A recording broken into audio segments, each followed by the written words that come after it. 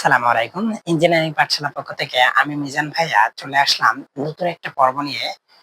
তোমরা জানো যে আমাদের ইংরেজি ধারাবাহিক যে আলোচনা হচ্ছে তার উপরেই আজকে আলোচনা করব। আমাদের পেছনে অলরেডি দেখতে পাচ্ছ চেঞ্জিং সেন্টেন্স এর উপর। চেঞ্জিং সেন্টেন্স এর আজকে হবে তোমাদের ধারাবাহিক আলোচনার প্রথম পার্ট। তো এখানে তোমরা মূলত কি কি শিখতে পারবে? চেঞ্জিং সেন্টেন্স কিভাবে পরিবর্তন করতে হয়, অর্থাৎ কিভাবে করতে হয়, এটা কাদের জন্য? এটা যারা duet admission, job preparation, polytechnic, যারা স্টুডেন্ট একাডেমিক, দেন জেনারেল স্টুডেন্টদের জন্য। আমরা জানি যে চেঞ্জিং সেন্টেন্স প্রত্যেকটা পাবলিক পরীক্ষাগুলোতেই হয়ে থাকে। তো তোমরা এইগুলোকে খুবই প্রাউডলি গুরুত্ব সহকারে করবে। তোমাদের আশা করা যায় পার্ট বাই পার্ট আমি বোঝাবো, মানে প্রবলেম হবে না। তো আমি কথা না বাড়িয়ে চলে যাই ডিরেক্ট তোমাদের পড়াতে। তো এখানে দেখো চেঞ্জিং সেন্টেন্স। আসলে চেঞ্জ মানে হচ্ছে পরিবর্তন, সেন্টেন্স মানে হচ্ছে বাক্য, অর্থাৎ বাক্যটার পরিবর্তনকে মূলত চেঞ্জিং সেন্টেন্স বলে। তবে যদি আমরা বইয়ের বা থিওরিটিক্যাল পড়ে থাকি তাহলে হবে কি, অর্থের কোন রকম পরিবর্তন না করে শুধুমাত্র রূপগত পরিবর্তনকেই চেঞ্জিং সেন্টেন্স বলা হয়, অর্থগত পরিবর্তন হবে না। For example, Rahim is a good student. There আমি বোঝাতে যাচ্ছি যে রহিম হলো একজন ভালো ছাত্র। বাট আমি যদি এই কথাটাকে এইভাবে বলি তাহলে কেমন হয়? Rahim is not a bad student. অর্থাৎ আমি বোঝাতে যাচ্ছি রহিম খারাপ ছাত্র নয়, তার মানে সে অবশ্যই মাস্ট বি ভালো। তো এখানে অর্থগত কোনো পরিবর্তন হলো না, সে ভালো ছাত্র, এটা নেগেটিভ দিয়েও বোঝানো গেল, পজিটিভ দিয়েও বোঝানো গেল। শুধুমাত্র রূপগত চেঞ্জ হলো কি, গুড এর জায়গায় হচ্ছে নট ব্যাড। তো এইরকম চেঞ্জ গুলোকে সাধারণত আমরা বলবো কি, চেঞ্জিং সেন্টেন্স। এই চেঞ্জিং সেন্টেন্সে কি কি জানতে হবে? চেঞ্জিং সেন্টেন্স গঠন করতে গেলে তোমাকে অবশ্যই মাস্ট বি সেন্টেন্স জানতে হবে। সেন্টেন্স কোনগুলো? সেন্টেন্স হচ্ছে, আমরা সেন্টেন্সের স্ট্রাকচারে পড়েছি assertive, interrogative, imperative, optative, exclamatory. এই যে এই 5 প্রকার সেন্টেন্স যে পড়া আছে, এই 5 প্রকার সেন্টেন্স প্রপারলি খুব ভালোভাবে পড়তে হবে।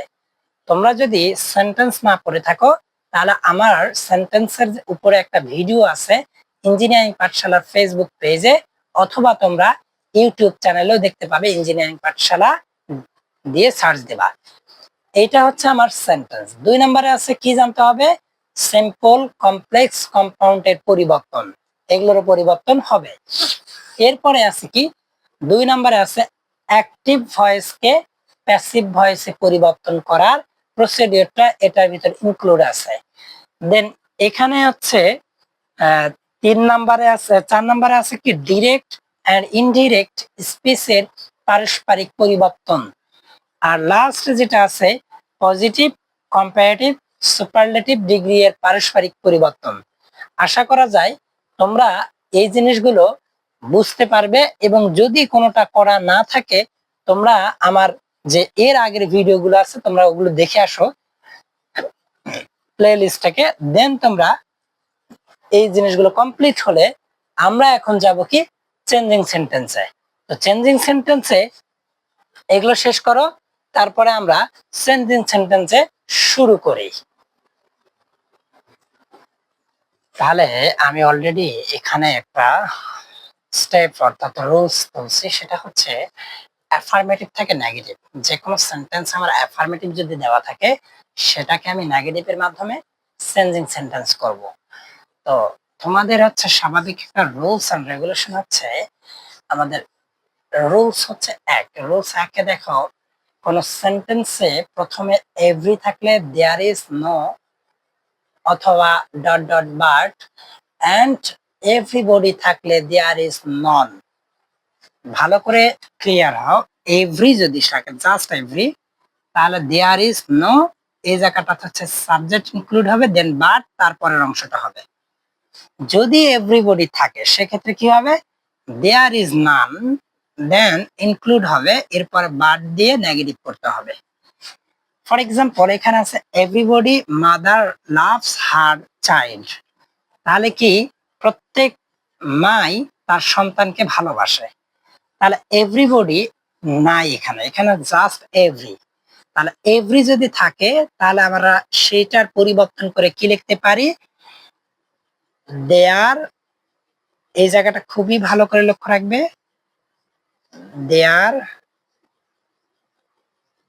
এই যে এইটা মনে রাখবেন, এগুলো হচ্ছে মুখস্থ বিদ্যা, তোমরা মনে রাখবে।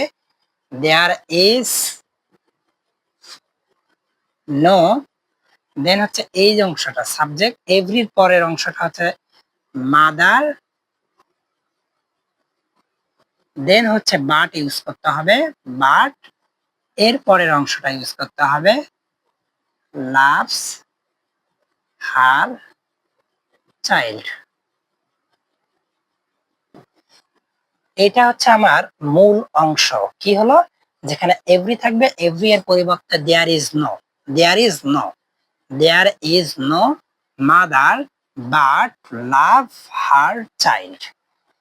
আর এভরিবডি থাকলে হবে কি, এভরিবডি যদি থাকে দেয়ার ইজ নন, এভরিবডি থাকলে দেয়ার ইজ নন, সেক্ষেত্রে হবে দেয়ার, আমি একটু উপর লিখে লিখি,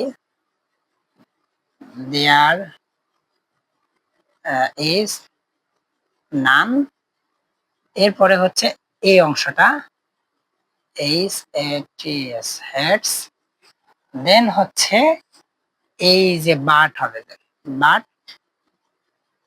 এ লায়ার। এই হচ্ছে আমাদের মানে এভরিবডি আর এভরি এর ডিস্টেন্স। ঠিক আছে, আমরা আশা করি এই অংশটা বুঝতে পারবে।